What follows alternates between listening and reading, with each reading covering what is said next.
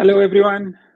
Welcome to another episode of Two Ways to Skin a Cat, a show where we talk career experiences, entrepreneurship, and investments. The main aim is to show that there's more than one way to be successful other than just climbing the corporate ladder. We are live on LinkedIn and YouTube, and the show will be available on podcast by tomorrow morning. So don't forget to like, subscribe, and click on that notification bell to get automatically notified when the next episode comes out. If you're watching live, please drop a one in the comments so that I know I'm not talking to myself. And if you're watching the recording, drop a two in the comments. So some of you may have seen that today's live is something a little bit different. Something I've been meaning to do since I started the channel, but for some reason just never got there. So today we're going to be doing it. I'll be answering your questions and talking about my journey. So please bring your questions and let's engage. Start adding your questions to the comment section now, and I'll start dealing with them towards the end. I'll deal I'll deal with the questions as they come through, and I'll jump straight into questions. What I'll do is I'll even answer some of the questions that I ask my guests. I'll answer them as well, and you can ask your questions. I didn't practice any questions because, like I asked my guests, I don't send in the questions beforehand because I don't want them to give you prepared answers. So I didn't prepare any answers. I just wrote down a few quick questions and then didn't think about it at all. So add your questions now and we'll jump straight in. So maybe I'll start with maybe my story is where do I come from, and outside of work, who am I? So Uwais Asmal, I'm from Salt River in Cape Town. I grew up here. I still live here. Between Woodstock and Salt River, the area, I still live in the area. Some of you might know, if you're from Cape Town, you probably have heard of the area. It's close to the biscuit mill. I suppose now it's a bit more up and coming, but it was a bit rough at stages, and all these areas have their problems. Went to school, primary school in the area, high school at Livingston, and I was one of the first few people to go to Stellenbosch from my school, at least. And yeah, I guess those things that you're seeing now happening at Stellenbosch, I suppose, not that was really bad. But I mean, I wouldn't change. I had a great experience at Stellenbosch. But yeah, a lot of the things don't surprise me. But they're progressing and they're making steps going in the right direction, it seems. So let's hope it keeps going that way. So went to Stellenbosch, did my undergrad, and like many of us, I passed my third year, but didn't get. I think you need like 55% to get into honors. Didn't get that. They asked us to, well, if you want to do honors or CTA at Stellenbosch, you need to get 55 and repeat the year. And I passed, so I didn't want to repeat the year. Ended up doing my honors at UNISA. Lots of us do our honors at UNISA, and then afterwards I managed to pass and did my articles at KPMG in Cape Town. Great experience. I wouldn't change it. I got some good clients. I got to travel a little bit. So yeah, that's me. Afterwards, I did my articles. I stayed in internal audit for a while. I realized internal audit's not for me. I hopped around quite a bit. So even if you look at my LinkedIn profile, you'll see 3 years here, 2 years here. Always looking for my place. And you see one of my posts that I put out a few days ago. Said this is my current job that I'm in. I've been working there for over 4 years. It's the longest I've worked anywhere else. So that's quite interesting. I feel almost like I found my place. And this is maybe a little bit, okay, I'll talk a little bit about that later. But yeah, so I stayed on internal audit for a bit. Then I moved to a small asset manager as a financial accountant. I managed to spend 4 years at the listed property company as the assistant to the financial director. I learned quite a bit there, and got experience in the listed industry. And then I was a COO of a boutique asset manager for about 2 years. Didn't suit me, and then after that I was at outsourced CFO. So I've been at outsourced CFO for the last 4 years. I'm still checking if there's any questions or nothing. No questions coming through, so this might be a very, very short, very, very short live. But I'm going to answer some other questions in the meantime. So outside of work, married, wife, and 3 girls. So Yes, I'm over. It's not a fair fight at this point in time, but we survive. We survive. Yeah. I Some of you may know I quite enjoy running. So I've got a bit of a running injury at this point, foot injury. So I'm a little bit frustrated. Can't hit the road, but I'll get there. I think it's important to have some, so whether it's running, something outside of work that keeps you sane, because that keeps me sane. And now I don't have that opportunity to be sane at this point in time, so I'm missing it a little bit. Yeah, I think that was a very, very brief introduction. Maybe something that some of you may or may not believe is I'm actually an introvert. So it's easier to talk to a computer screen than to talk to people. But doing these lives has helped me quite a bit. Also, what helped me quite a bit, I know accountants can sometimes be we don't network quite well. And when I moved into the asset management industry, you have to network in asset management. And that helped me get out of my shell quite a bit, because you're forced. The only way to get clients is to network. So that helped me quite a bit in terms of being willing to say stupid things, or being willing to fall on my face. Because at the end of the day, even if we say something stupid, people are so worried about their own lives, they're probably going to forget it. So don't be afraid to make mistakes. Don't be afraid to try new things. Don't be afraid to make lateral moves. Don't make decisions because of the fear. Yeah, I've got one or two answers that I want, one or two questions that I want to come through. The other thing that I also want to say is, don't expect to figure everything out. A lot of people think when they get to end of third year of articles, they need to know exactly what they want for the rest of their lives, and that's not the case. So some of the questions are coming through. So we've got a question here from Luandile, and the question is, what advice would you give your younger self? And that I was going to answer that later, but the one thing I'd say is, you will figure it out. Don't worry about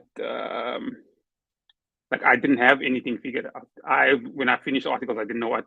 I come from a bit of a mixed background. My father's from KZN, my mother's from Eideveld in Cape Town. So I had a little bit of you see new things, which helped me because I see things from a different perspective, but you never really feel like you fit in. And sometimes you always think, okay, maybe now okay, I'm 20, I'm 30, I'm gonna figure it out. I spoke to a third year last year, and I told him I actually only really realized or figured out what I wanted to do 3 years ago. And mind you, I'm 36. 3 years ago, I was 33. I am 12 years post articles. So say 9 years after articles, I figured out what I want to do. So there's a lot of people like, you need to figure out what you want to do after articles or at articles. That's not the case. Like some people, and even the people that seem like they've got it all together, everybody's on their own journey. And even if I say I've figured it out now, and I'm not that I've figured it out now, I'm enjoying what I'm doing. Life changes. Something could happen, and all of a sudden, I don't enjoy what I'm doing. And then I need to figure out what. You don't have to don't fix yourself into, I need to be this person for the rest of my life. Then life develops. Then things happen. So don't put that much pressure on yourself. And okay, that was a very long answer to the question, but let's go there. Let's go through some of the next questions coming through. Got a question from Amar, is how did you find the switch from being an RA trainee at KPMG to asset management? Did you upskill yourself, or was training provided? So to be honest, I moved to a small asset manager. Small companies don't have budgets to train you. You try to upskill yourself and learn yourself, but one thing if you're passionate about it, you'll figure it out, or you'll find a way, or you'll try different things. And maybe I just wasn't passionate enough. I love asset management. Well, I love investments. I always interview people in the investment industry. I try and invest on the side. I do a little bit of my own investment. So, but maybe it's difficult to, in a small organization, and no qualms against that organization. When you were trying to make a profit, bigger organizations have budgets for training and investing in it. if you're in a small organization, you have to also speak for yourself. And so, no, I should have upskilled myself more, but there wasn't really that much training provided. But that's nobody's fault. That's that's something you can even talk to your. So, being able to sell things that you want. So, if you want something, you should ask for it. Nobody's going to figure it out for you. If you really want something, your boss is busy with a million other things. He's not going to automatically realize that this is something you're interested in. You have to tell him or her that, listen, I'm interested in this. And it might not be next week, but at least they will know. And maybe it's a client that's in that industry or something. They'll remember that you are interested in something else. Let's move on to the next question. So we've got a question from Ganesh. What are the things that disappointed you about working in the corporate world, and how did you deal with it? So it's an interesting question. I've sort of changed and you would have seen it come through in my content, is I've stopped looking to blame because yes, I could, if I wanted to, there's enough reasons why I could say, I wish that they had done this for me, or I wish this could have done better. But at the end of the day, we have to take responsibility for our own careers. We might not be in control of everything, but Gary Vee talks a lot about, I mean, if you put your control, if somebody else is making the decisions for your life, then it feels like you are not in control. And I'd rather take responsibility and take control for my decisions. And it took me a lot to get there. But obviously, not everything is in our control. So I suppose what disappointed me about working in the corporate world, I think I grew up with, like, I used to think that senior leadership knew everything, and I used to listen to everything that I didn't question enough, I guess. You just assume that somebody's the CFO or the CEO of a listed company or something, that they must know everything. And that's not the case. You sitting as a junior or a middle manager, you have a different experience, and you should question. Or I think I should have questioned more. I think I should have, as opposed to just assuming that everybody knows what they're doing. I think that's probably something that disappointed me about myself more than anything about working in the corporate world. At the end of the day, you're working for people, and you either have good managers, you have bad managers, whether you're working in corporate or whether you're working in startups or whether you're working in non-profits. Your manager makes or breaks your role for you. And if you've got a bad manager, doesn't matter where you what kind of journey you're in, you're going to struggle. Just in corporates, you are able to pivot within your organization a lot easier. Whereas I've worked for big companies, but also worked for small companies. If you want to make a move in a small company, difficult to make a move internal. It's more likely to be an external move. So it looks like a lot of people in corporates can move around a lot internally, and it doesn't look like they're moving around because they're just moving to different departments. So yeah, I hope I've answered that question. Got a question here from Celeste. I just wanted to appreciate it. What do you wish you could change about the journey to being a chartered accountant? And how can we retain more qualified individuals within the country? Okay, two different questions there, but I'll try and answer them both. So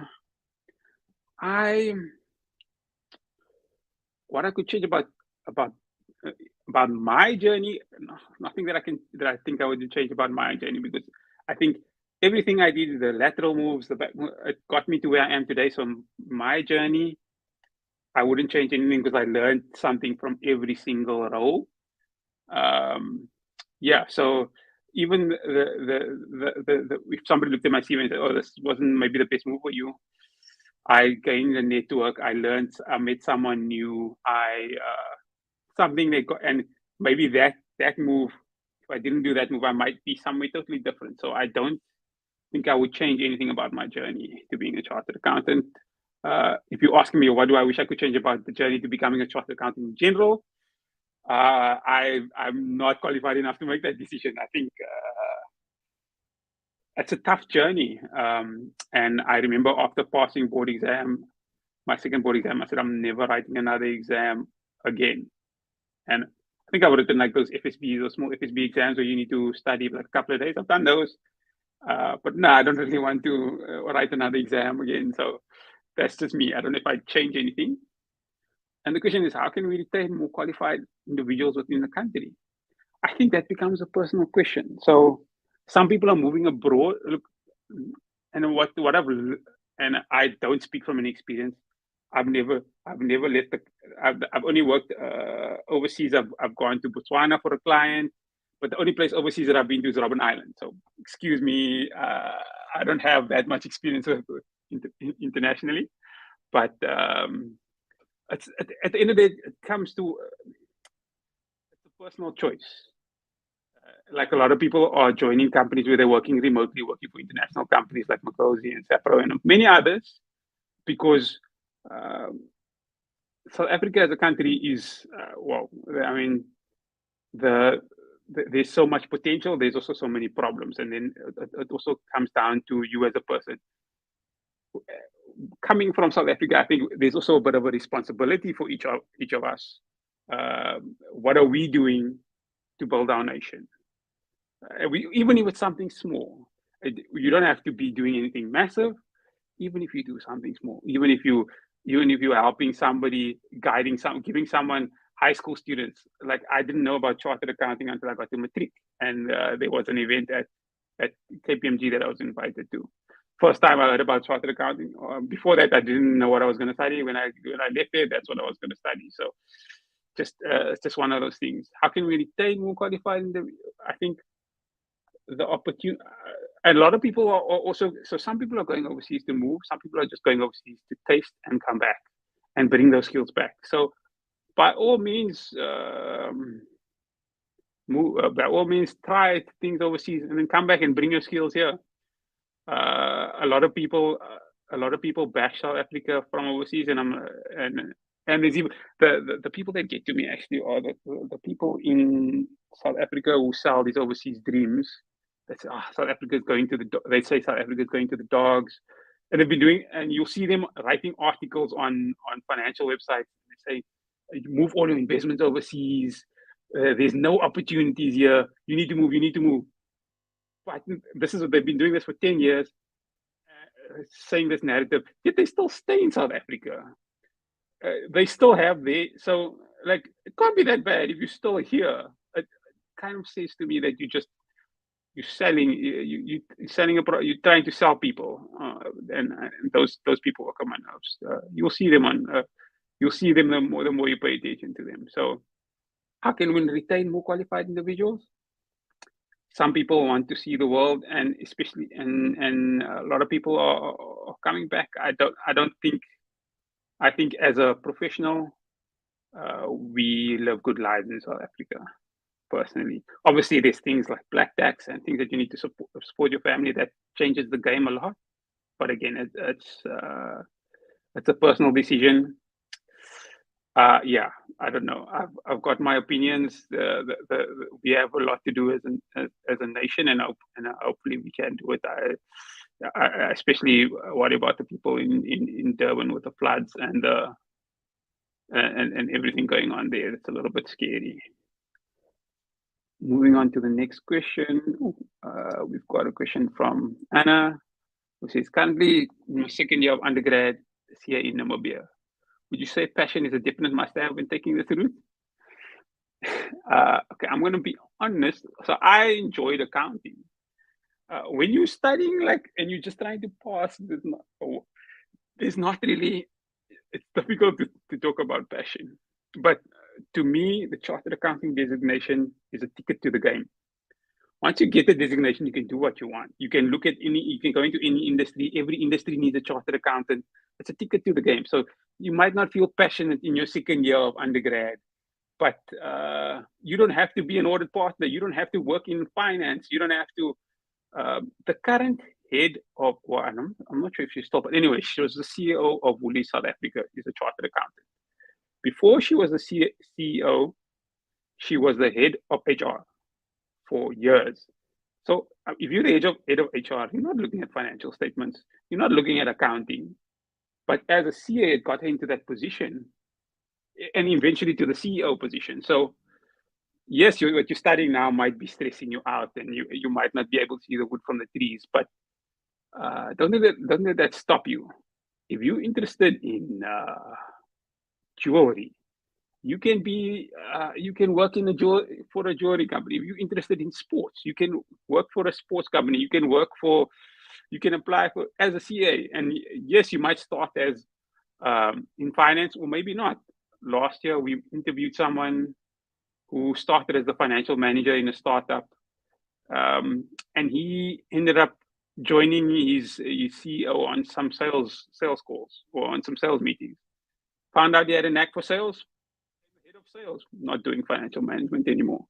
So it gives you the opportunity to find your passion, I think. Thanks, Anna, for the question. We've got a question from Justice. Justice says, find the regular posts that you make on LinkedIn insightful. Thank you. I try. However, it seems many professionals self-censor or afraid to talk about real issues perhaps in fear of the backlash.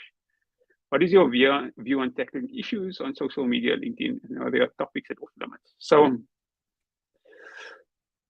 it's a tricky one. I'm in a different position. I've also had conversations about posts with people, but I think professionally, certain topics are off limits, or like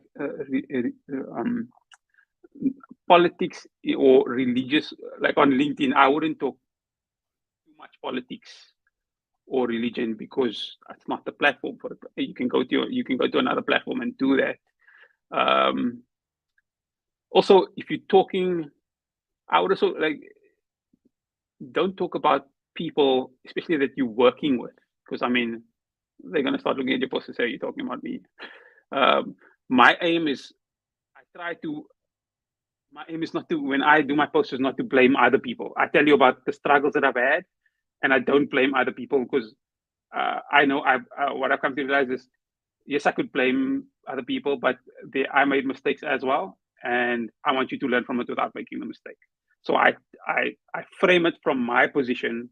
What did I do wrong? What could I do better? Or just perspectives. So somebody might disagree with you, and that's fine. They have every right. From their position, you could be wrong, but from your position, you could be right. So you don't necessarily have to argue about it. Like sometimes I get 2 or 3 people who disagree with my post and 15 who do, or even the other way. Even if it's 3 people who agree and 15 who disagree, if I've helped the 3, I've made a difference. If the 15 who disagree with me, that's fine, then that post wasn't for them. If your aim is to help people, what's the intention behind it? And I mean, you don't have to start with brilliant posts. It can be, some of you were not here when I started my journey. I didn't put any opinions of my own. What I did was, my first content journey was, I started summarizing articles, putting the points on the articles, and then after putting points, I decided to add my comments. And after a while, okay, people are engaging. That means, okay, maybe I'm adding some value. Start putting my own thoughts, and then you don't have to go from 0 to 100. Start small. I started like 1, 2, maybe 3 posts a week, and then took up a challenge to post every day. And it was a gradual process. Some of you are seeing me now, but I started in January 2019, and a lot of you didn't see me in 2019 because I had a very small following. It's a gradual process. You don't go from 0 to whatever number of followers I have now or connections. It's a process. And why did I start? I listened to a lot of one of my colleagues introduced me to LinkedIn, and then I started listening to Gary Vee, and he talked a lot about content creation and growing your brand. And growing your brand has helped me significantly. I would definitely do it again. Definitely keep doing it. I just want to see if there are any other questions. Okay, thanks. Okay.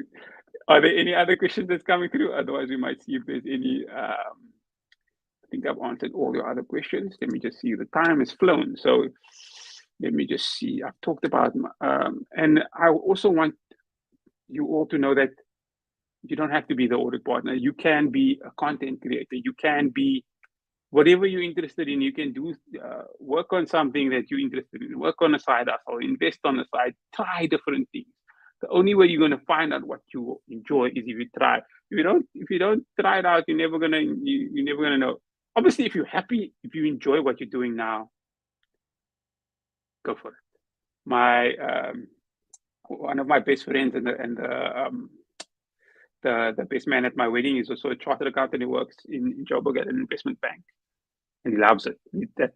At the time when I used to hate work, and I never understood at that stage. I'm like, why do you keep? And he's been there for years. He keeps and he enjoys it. So he found something. He found a job that he enjoys, and he just does it. So he doesn't need to try different things because he figured it out early, and that's great for him. And if you don't figure it out early, you can figure it out later. But if you're not happy, try other things. Try other things. With a CA qualification, you've got that opportunity. I don't see any new questions coming in, so I think maybe that's where we'll call it. Unless there's a question coming through. The show has been live on YouTube and should be available on podcast by tomorrow. As you can see, this wasn't a very. I plan to take your questions, so the structure is not as usual. But I thought let's try it and let's see what burning questions the team has. So. If you are watching on YouTube or listening on the podcast and you feel that the video has added value, don't forget to like, subscribe, and click on the notification bell so that you get automatically notified when the next episode comes out. We will be having guests starting again. I'm also trying to things on the channel, so hoping to try a few things, but we'll start with guests again next week.